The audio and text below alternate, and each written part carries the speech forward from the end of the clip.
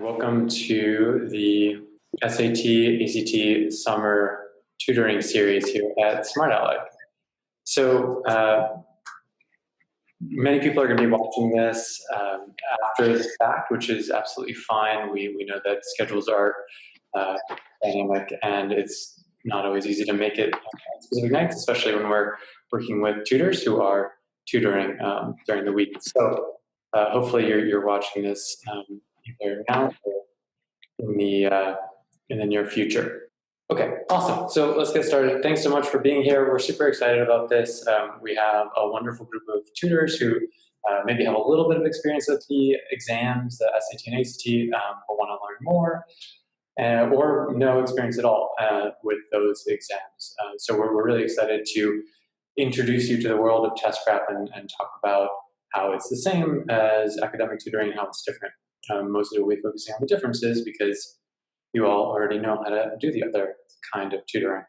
So today's session is probably going to be shorter than the other ones run by Maggie and Noah, because it's going to be just a general introduction to both this series and then also the just concept of test prep and the exams as a whole. The SAT ACT summer series from Smart Alec. So basically what this series is going to be is a series of lessons about the SAT and ACT, and that will include overview of the exams, an overview of key strategies that you will then be able to pass on to students, and also strategies about how to tutor the exams. So a lot of this will be tutoring on tutoring, and then some of it will be more direct strategies you can implement with your students verbatim. We're also going to try to provide content guides and resources so that you'll have places to go to get more information, and you'll have access to the basic tools that you'll need to help a student as they progress throughout their test prep. In line with that, we'll also have steps for continuing your education in the world of test prep. And we'll also teach you about the Smart Alec SAT versus ACT diagnostic report at the end. And that's a tool that we use to help students figure out which exam, the SAT or ACT, is going to be right for them. And we'll show you how to analyze that, and you'll even have the pleasure of getting your very own diagnostic report. So that's just one of the many things to be excited about this summer. You don't have to take all this info in right now. I think you'll have probably this schedule already, but obviously you can take a look here, and we'll try to send over copies of slides. But you always have access to this video regardless, so you can look back at any or all of this. But this is roughly the schedule that we are looking at. So we're in the first session today, which is the intro, and I won't spend too much time here.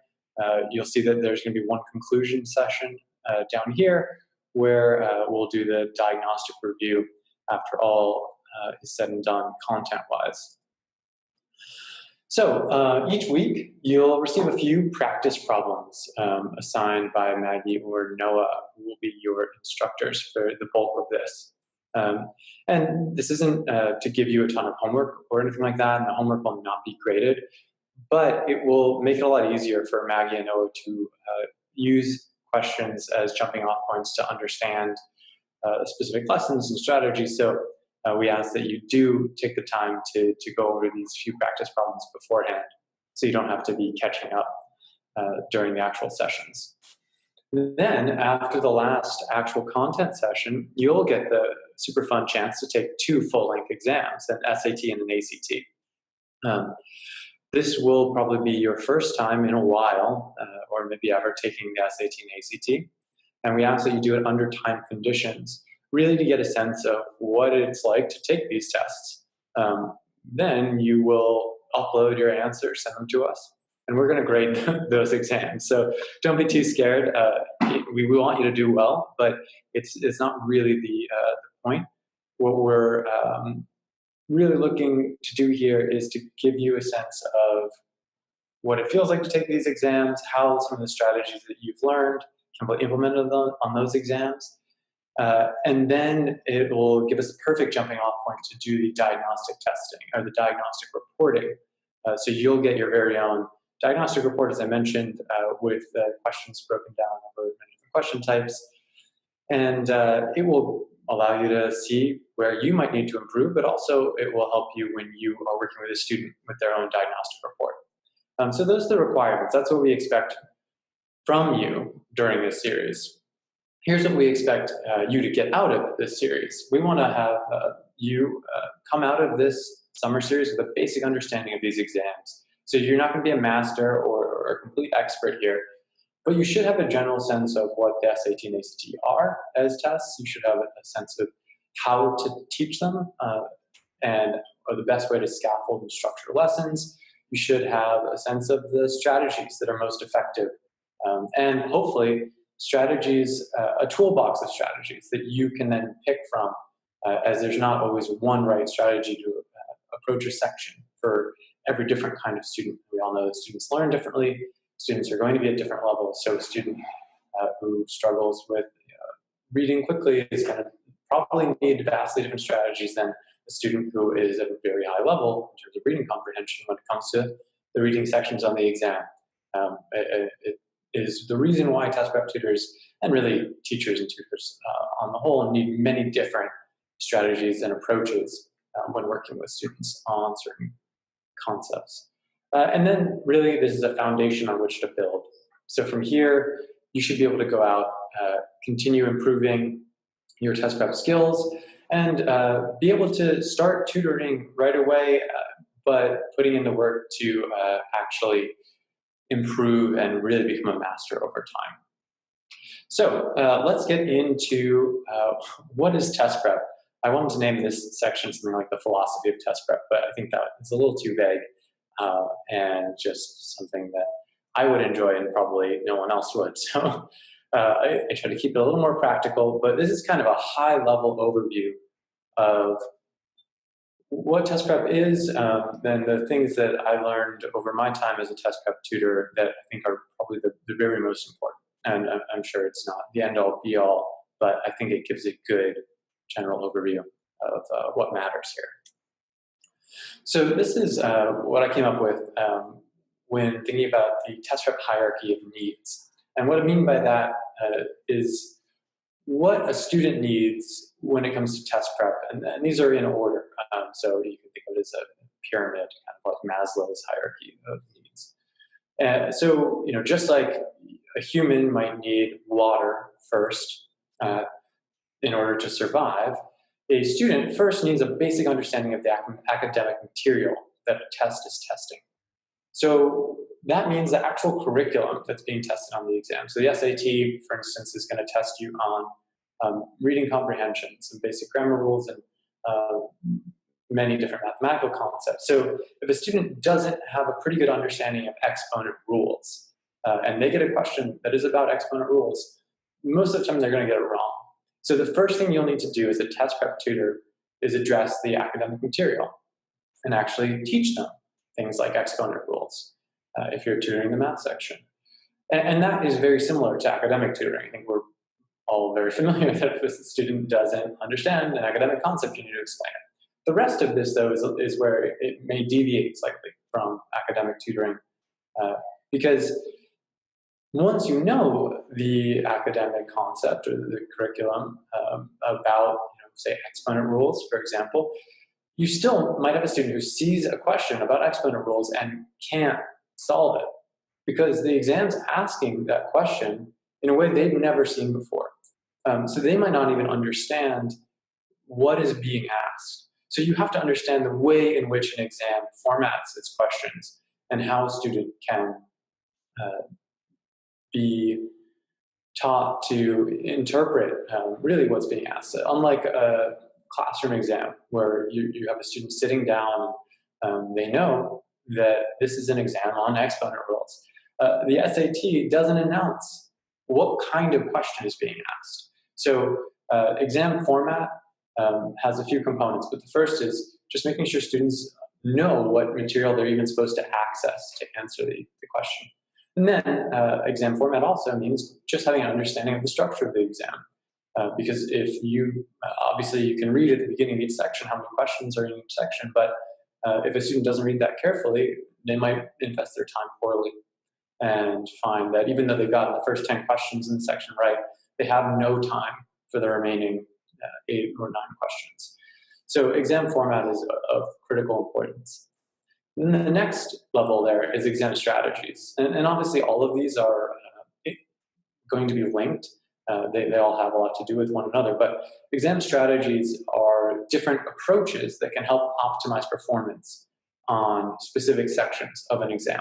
So once they know the material, once they understand how the test is asking them to access the material, then we can get to exam strategies. And that could be something like a specific way a student at a specific level might want to approach answering line-specific questions in the reading section, or something to do with how to best start approaching a passage in the science section on the ACT, because there's a lot of ways in which you can really optimize the usage of your time if you're able to teach a student strategies that are specifically geared to their reading speed, their critical thinking, and other levels of performance.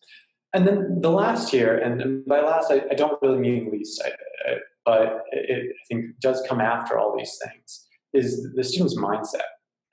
These exams, as I'm sure many of you know, produce a lot of anxiety. They're high stakes exams. Students only get a few chances to do well, and their concept of their future well-being and the future potential for their lives, not to mention the pressure from their parents and their friends' scores, are all wrapped up in taking the SAT or ACT. And this is true for other exams as well, but SAT and ACT specifically, I think, really serve to demonstrate how mindset can play a huge role. So helping students overcome anxiety and helping them feel confident, building them up in a time in their lives where they may feel torn down by a lot of the forces around them, is a huge part of doing test prep well. And a lot of that comes back to helping them practice enough so they feel confident, but you can do a lot as a tutor just to give them a safe space to ask questions, to be wrong, to try and fail, and then hopefully try and succeed. So that's something we want to do across all tutoring, but I think for test prep, it's of perhaps particular importance. And there are myriad strategies and techniques, from meditation to just physical grounding to really practice testing, rigorous practice testing that can help students get in that mindset. I always like to have my students listen to some pretty loud, intense music right before an exam, so they would go in feeling like they were kings of the world, or queens of the world, as it were. So I think that mindset is a little more of a vague part of this, and I don't know that you can teach a specific right way to approach it, but it doesn't mean it's not important. And I think you as an educator will have to find the right way to approach this with each of your students. And I don't know that we can give you the perfect solution here, but we'll try over this series to give you some ideas. Okay, so there's like a really basic way you could scaffold out your lessons for test prep. And I think this is really helpful just as a primer on, if you've never taught test prep before, this is maybe how you can think about what your lesson should look like. So before you go into a session, and before you start with a student, hopefully that student's taken a practice test. And you want to get that practice test, and you want to see what they did well and what they didn't do well. Even better if it's a diagnostic report, as we discussed earlier. So your average lesson can look like this. You take their practice test that they've already taken, and you review it. Then you ask them to self-correct it and come with questions. Your lesson begins with a review of that test, hitting the key points that they want to talk about, and then also maybe hitting the key points that you want to talk about. You can use those questions as jumping off points to go into specific sections or specific concepts and focus on a few areas. I generally don't recommend trying to hit every section, every lesson. You just don't end up going deep enough. But I think this questions as jumping off points to really doing a deeper dive in the curriculum and the academic aspect of things is really effective because it makes the uh, curriculum feel more immediate and more important because they just got something wrong that had to do with that. So obviously they can understand why it's important. So just to go back to the exponent rule example I was using earlier, if they missed a question on exponent rules, that's a great opportunity, if you know that they've been missing those things pretty consistently, to take some time, chunk out 20 minutes or so, really go through exponent rules and help them take that lesson and then bring it back to the question that they missed. I think that can be a really effective way to address specific curriculum and make sure you're covering all your bases, while at the same time using these practice tests to make everything feel more immediate and more alive for them. And then you can add on drills and exercises as needed at the end of lessons, or maybe you want to have them do a worksheet on exponent rules there with you, and that can be fun as well. And really between every lesson, they should be taking a practice test, full length, or if they can't, for whatever reason, maybe they are a varsity athlete and just don't have the time, or they're in the school play, or whatever else, if it's really not possible, then you can have them do a few sections. But always good to have them come into lessons with some work that they've done outside. And that brings us to the rules of test prep tutoring. So rule number one, and this is for early test prep tutors, this is like the thing. This is what I was told when I started test prep tutoring right out of college. Never, ever, ever for the first maybe year you're teaching test prep, go into a lesson where you don't know and you haven't taken the full-length exam the student wants to work on or is going to be working on that lesson. Nothing shatters your chance for a good test prep experience with a student than your first lesson out of the gate. You get stumped on a tough math problem that you've never seen before because you either didn't take the exam or they didn't send you the exam because you didn't ask for it, or whatever other reason. It's so important that you don't be seen as not knowing the answers to these questions, especially early on. So really, you need to make sure that before every session, you've taken that full-length exam. Especially, you have to know that where you're weak, whether that's grammar or math or whatever it is for you, and hopefully you have no weaknesses, because we'd all like to be perfect test prep beings. It's just maybe not the case. That you've done the work to make sure that you not only know the answer, but you can explain those questions and hopefully explain it in a couple ways. So never go in blind. And that rule, really, I can't stress this enough, for like the first year you're tutoring test prep, you're going to be taking a lot of exams. That's how you get better. That's how you make sure you're giving students quality lessons, but never go in blind. Rule number one. Rule number two, that has to do with what I was just talking about earlier. Basically, a student, if you were just tutoring them and they were doing no other work, they will not improve, and they will eventually blame you. And that's the unfortunate reality. Most parents are not going to blame their student, even if they know they're not doing the homework, because, well, you're the tutor, you're the one getting paid. So you need to make sure that the student is doing at least 50% of all their test prep outside of your lessons. So if you're doing an hour-and-a-half lesson a week, they should be doing at least an hour and a half of practice in between each lesson, hopefully more like 3 to 4 hours. You will just get so much more out of it. They will get so much more out of it if they are taking your techniques and the curriculum you taught them and then putting that into practice with these practice tests. It just will not be enough for them to learn it in a lesson and then forget about it for 6.5 days, and then maybe do a little bit the morning before and come into your lesson. They won't retain it. They won't get used to practicing it, and they won't implement it come test time. And so this also dovetails into point number 3, which is you need to communicate with everyone. And that's kind of a general rule for tutoring, but with test prep is especially important because you need to set expectations with parents. We often see parents with these pretty wild expectations for their students.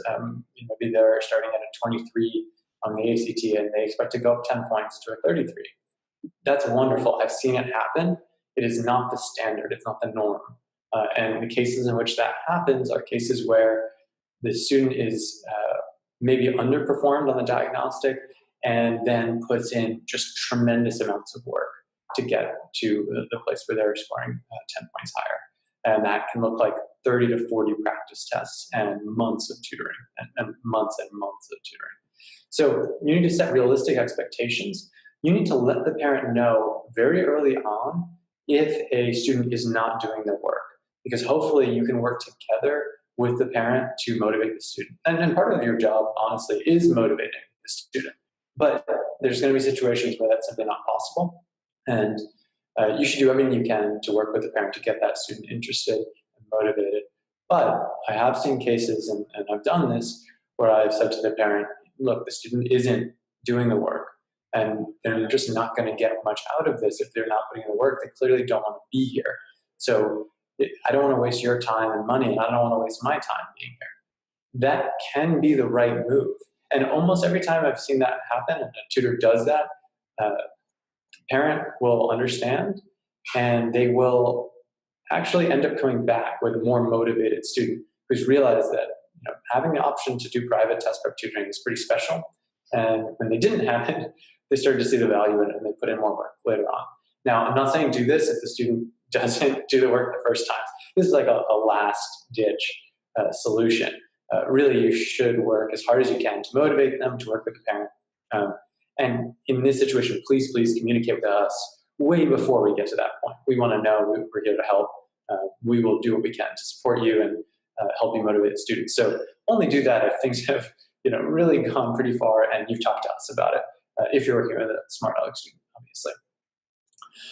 Okay, so that's my really broad overview for SAT, ACT, test prep basics. And now we're going to get into the basics of the actual exam. So this is going to be more of an overview of what these exams look like, what they are. So just pure numbers, you can see from this lovely comparison that the ACT has a lot more questions than the SAT. You can see that the scoring is completely different. The time is not crazy different in terms of the total exam time, but the ACT expects you to answer questions a lot more quickly. In terms of the actual content on both exams, the ACT has a science section, which isn't really science curriculum at all, though it helps to not be totally terrified of science, but is more reading charts and graphs and being able to interpret experimental data. So the curriculum is not that different. There was a period of time where the ACT had trig and the SAT didn't. That's not really true anymore. Now the SAT has some stats and the ACT doesn't, and you'll see a matrix question every once in a while in the ACT, but in terms of what they're testing, the tests have really converged as the SAT redid itself and actually made a pretty conscious move to move towards the ACT. And I'm sure you'll see in some of the lessons throughout this course that, for instance, the English section on the ACT and the writing section that's now part of the sort of overall verbal reasoning section on the SAT are basically the same. The SAT just copied it pretty blatantly. But what you should take away from these numbers is that the ACT is a really tough test in terms of time, but generally the questions are easier. So it's mostly asking whether you can answer a ton of questions in a short amount of time and keep moving forward. It also is more broken up now than the SAT. So you have to answer questions quickly, but you have more sections, so there's a little more structure there than in that case of the SAT. So as I was saying, the ACT science section has very little to do with science, but it is there, and students who are really science-phobic may want to take that into account. And the ACT is, as I was mentioning, so much about time management. Interestingly, the ACT, as it has English, math, reading, and science in addition to the essay, has a much lower weight to your math ability than does the SAT, where it counts for 50% of your total score. So it's kind of a weird imbalance, but basically if you have a student who is not going to perform at their highest level in the math section, that could be an argument for why the ACT could be better for them. Now, hopefully your student has already done an amazing Smart Alec SAT versus ACT diagnostic test, but if you are asked about the difference between the exams, this stuff is useful and it's good to know. The new SAT also has a no calculator math component, which can freak some students out because I'm sure you encounter students who basically live and die by their calculator, and it's like their life raft in the tempest that is math. It's terrifying to them to not have it. I think it's a fine section. It's not that hard. There's nothing there that's too challenging, but it's something to consider when you're working with students who are really afraid of being without it. Then the last thing I'll hit on here is just that the essays are now pretty different. So probably everyone listening to this has taken an SAT that was 24 out of 2,400 points, or from the earlier 1,600 point test, though, yes, that's probably true. So the SAT essay was pretty different.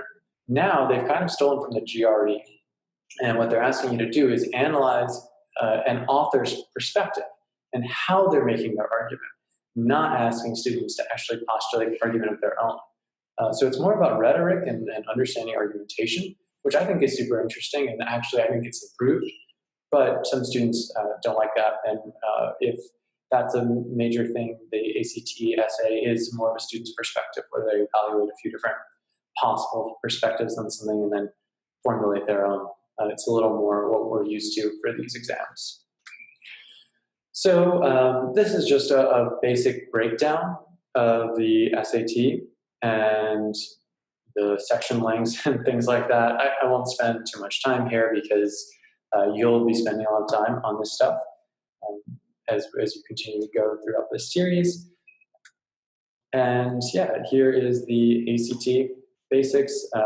Again, you see that there's a lot more questions, and the English section, 45 minutes, 75 questions. You have to keep up a pretty rigorous pace to make that work. So when it comes to test prep, we have a recommended timeline, and this is our ideal world. This is like what we would want students to be doing, and this is for a student who's going to try to achieve a high score on this exam, or just a student who's going to try to really bring up their score. Maybe their end goal is modest, but they're starting from a lower original score. I would like for students who are finishing their sophomore year to, as soon as they're done with their sophomore year, take a full-length SAT and a full-length ACT. And then I would like to run diagnostics on that. As you can tell, I'm a big fan of diagnostics. About a decade in test prep has taught me that it's really important to start students on the right foot, because I promise you otherwise at some point they're going to be like, this is hard, I want to switch to the other exam. And if you have the diagnostic, you could say, no, look, we know this one's better for you. Please don't do that. It's a bad idea, which it almost always is. So sophomore year, you finish school for the summer. School's out for summer. Very exciting. But no, you have to take 2 full-length exams. Then we analyze those exams. Then they talk to someone at a test prep company, or just simply take the recommendation from the diagnostic exam and use Smart Alec's beautiful search functionality to find the perfect SAT or ACT tutor for them, watching a video of them talking about their background, explaining what they are passionate about. They can then book a session and hopefully send along that diagnostic report to the tutor. Obviously, if we're consulting with them beforehand, we will send you all that information so you can go into that session not blind, as it's per rule number 1 of test prep. So then they will work with you for starting hopefully in August, right before they begin their very busy junior year, and work with you up until hopefully the exam in December. That would be the ideal amount of time. At minimum, very minimum, we recommend 10 weeks of prep with 10 full practice tests, but we'd really like to see more than that, if possible. The beautiful thing about having a student take an exam for the first time in December is that hopefully they do pretty well, and improve, and then they can take it again in the late January or early February test date and just be done. 2 exams and they're done. And then going into that extremely stressful spring of junior year, that's behind them. And then they can focus on their APs or their subject tests or their sports or whatever else and basically keep their sanity. Not always an option, and many students will take this test 3 or 4 times. I basically never recommend a student taking it more than that, but that is the recommendation. So then, if they did as well as we hope, then they can be done by the end of winter. Wonderful. If not, they've got a few exams they can try to finish out before the May-June time. But what's nice is they've also added this August test date for both the SAT and ACT. So now there are these other opportunities. So if a student really needs to take it during their senior year, we recommend them taking it right before their senior year. And then hopefully, while school's not in session and they're not worrying about college admissions and their college essays and all that, they can finish up in August. This is the ideal scenario. Not often the case, or not always the case, but if you keep in mind that 10-week, 10 practice test benchmark, it'll give you a good idea of the minimum amount of time you'd want to spend with a student who's not had any test prep before taking the exam, even if they're a junior or hopefully not a senior starting for the first time. So that's mostly the content I wanted to cover for today. I hope I didn't rush through that too much, but I wanted to keep today as short as possible so that if you're watching this later, you're not getting too fatigued before we're even getting to the good stuff. But I hope this content was helpful to give you a sense of just a general overview of everything. And we can, if you're watching from home, you can probably pause it, pat yourself on the back and say that you've done it. You've seen at least the first video. We'll be back as per our schedule with the next one, but I will be very happy to answer any questions that anyone who's actually here would like to ask. So feel free, I'll stick around and answer those as desired. And you probably have to unmute yourself in order for that to work. Hey, Nathan.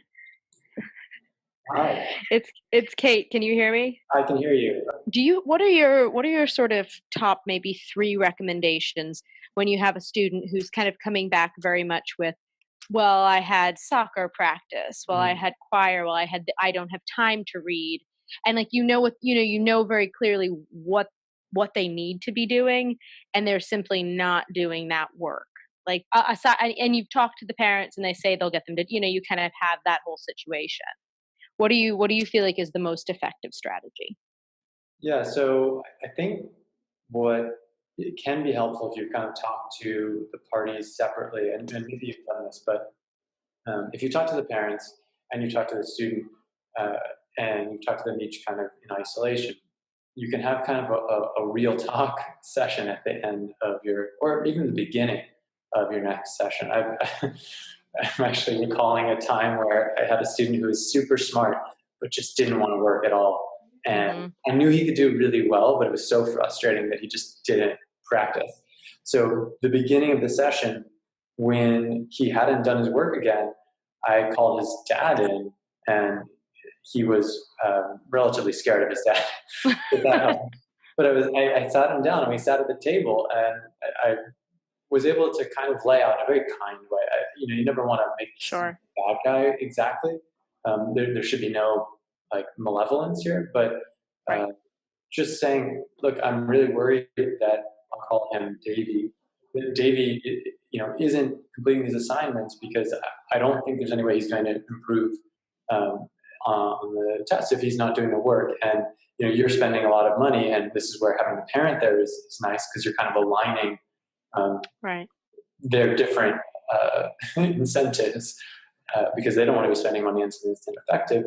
And you can say that you're spending a lot of money on this. You have the student kind of experience that as well because they're pretty disconnected from that. Right. And I don't want to waste your money on it. And you can even sort of in a very kind way, make it about your time, and say, I don't want to waste my time or your time because I don't think that Davey's going to improve if he's not doing the work. And I understand that all these other commitments are important, but this is like the score that's going to allow you to get into the school where you can do the dance program you want to do. And sometimes bringing the student on board in that way and saying, you know, you hate you hate this, and you love whether it's dance or you just don't want to be at home anymore. The best way to get away from home is to get a scholarship to a school. And the best way to do that is to do well on this exam. Like, this is your ticket to the cool stuff for later. It's not Right. always 100% effective, but you kind of have to feel it out and see what's connecting with them. Unfortunately, there's not like a magic bullet there, but I think Sure. that can be helpful. Do you think that would work in your situation? It's not a student I'm currently tutoring. It was a situation I dealt with actually some time ago, but it always bothered me that I felt like I didn't. And part of the issue was that it was actually not a high stakes situation because I wasn't Mm, tutoring the full SAT. I was tutoring a subject test that she wanted a better score in. gotcha. So it wasn't a she's not going to go to college if she doesn't do Right. this. It was a, maybe you'll have like one less school option kind of situation. So it's just the stakes were not terribly high. But I do think had I been able to get her and her mom in the same room, that probably would have been Yeah. more effective than talking to them separately. Right, because what's nice about getting everyone in the same room is, like, I would bet you anything that what the daughter's telling the mom isn't 100% what is the case. Yeah. And like, the communication, when you bring everyone into the same space, like physically, or even if you have to Skype the parent in, having everyone in one conversation just can go a really long way. Um, Yeah. so, No, yeah, that makes a lot thank you for that. Yeah, that makes a lot of sense. I hope that it was helpful. I think it's tough with the subject tests because you're right, they're kind of nice to have. I mean, you need them, but it's a little Right. less weighty than the full SAT grades. Definitely. Cool. Thank you for that.